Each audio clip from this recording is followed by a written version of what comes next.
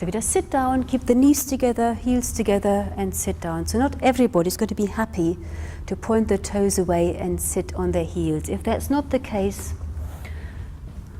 we can adjust that, and you can use, for example, a blanket underneath your ankles, yeah, so that you can be happy to sit down. But I think everybody here is okay with that. So we'll sit in a pose called Virasana. So if you come on up, have some blocks to hand, please. Keep the knees together. And then take your heels a little bit further than hip width apart. With your fingers, push the calf muscles away and sit down on something. So you might need 1 block or 2 or 3, however many blocks you need to quite comfortably sit down. So when you look at your feet, they need to be pointing straight back. If they are pointing out or in, then just take another block so you can bring your ankles really close in and your toes pointing back. And then take your hands onto the soles of the feet. Bend the elbows, take the shoulders back. So Virasana is very good for tired legs, removing fatigue, and can be used in between any of the standing poses to refresh the legs. It can also be used for any number of arm poses. So we'll sit in this position. If you get tired, by all means come out and either sit on a chair or back again in Sukhasana as at the beginning. So we're going to start with a pose called Gomukhasana, which is great for opening the shoulders and increasing mobility in the shoulders. So to start with, just take your right arm up and just notice the mobility in the shoulder. Yeah? So bring it down again and just do that again very slowly to notice the shoulder blade moving against the shoulder joint, opening the armpit, extending the arm, and then turn the whole arm and then fold at the elbow and bring the fingers down somewhere on the center line of your trunk. It might be at the head, it can be further down. Elbow points up, elbow goes back a bit. Open the right shoulder. So as you're breathing, just allow the right shoulder to relax. Okay, and then take the arm down again. And just do the same on the other side, just to notice it will be very different one side. Just noticing how far you can go. So take the arm up, feel the shoulder blade coming in towards the rib cage. Yeah, notice that, and open the armpit. Stretch the top arm and then turn the whole arm, bend at the elbow. See how far you can bring the finger down. Keep the top elbow pointing up and your neck has to be completely free. You want to keep your trunk lifting, yeah, without twisting to one side or coming forwards. You're just upright. Okay, and then take the arm down.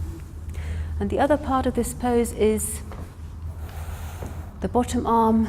So let's see whether we can take the right arm out and just swing it up. And just see how far it can go naturally.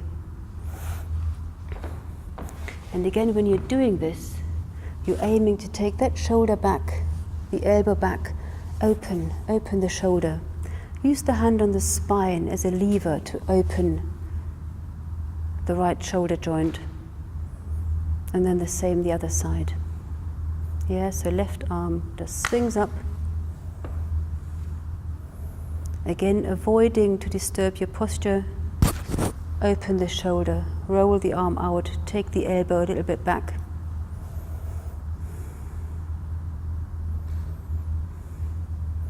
And then bring the arm down. And then for the full pose, we'll do both together. So you might need a belt. So if you just have a belt near you in case you want to use it.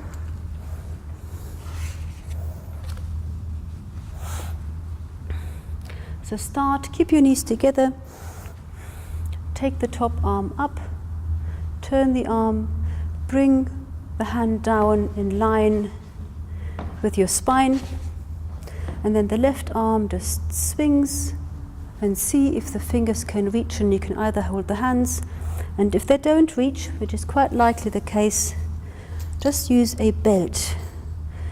Walk the fingers together as far as you're happy to go without disturbing your neck, your posture. Wherever you get, just breathe and release. So you've made the effort of getting into the pose, and now just use your breath. Breathe in, fill your body with air. As you breathe out, let go. Shoulder blades move in, chest bone lifts. Release in the shoulders with every out breath. You can stay in the pose up to a minute if you're happy to do so, keeping on letting go every time you breathe out. And then take the arms apart, and we'll do the other side. So left arm goes up, turn and fold. And again, it might be very different this side, so whatever happens, just swing the right arm up very softly. See if you can reach, hold the belt, find your right distance. And again, what matters is not how close your hands come together, but whether you can find your edge. If you hold too tightly, if you pull, then you're just going to tense up the shoulder joint. So just find your right position, and then breathe and let go.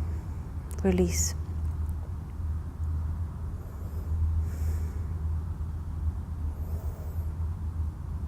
And then breathe out and let go. If you're still happy to stay in Virasana for another couple of poses. But if your legs get tired, by all means sit in cross-legged position. We'll do Parvatasana. So Parvatasana is an opening of the shoulder joint. Take your arms, interlink the fingers right up to the knuckles. Breathe in. As you breathe out, stretch the arms away. When you do this, you want to keep your chest bone lifted and the shoulders back. And in the next in-breath, take the arms up over the head and breathe. So you're aiming to keep your trunk upright without swinging the front ribs forward. Open the shoulder joint. You're aiming to bring the upper arms a bit closer together, but the neck stays completely soft. Palms of the hand face up. And just breathe and release. And then breathe out and come down. Change the way the fingers are interlocked. There's a subtle difference for the shoulders. Yeah, and then breathe in, breathe out. Notice your shoulder blades. Don't allow them to come up, so keep them down the back. Breathe in, stretch the arms up. Your neck should feel free.